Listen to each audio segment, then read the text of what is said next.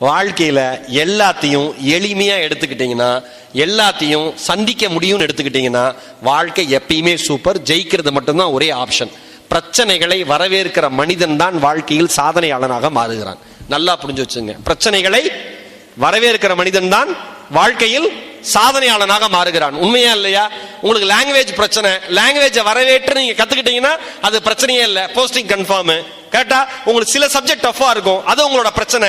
அதை வரவேற்க கத்துக்கிட்டீங்க, படிக்க கத்துக்கிட்டீங்கன்னா நீங்க ஈஸியா போஸ்டிங் போயிட போறீங்க, அடுத்த லெவல் போயிட போறீங்க, ஈஸியா முடிஞ்சிடும். பிரச்சனைகளை வரவேற்க கற்றுக்கொள்ளுங்கள்.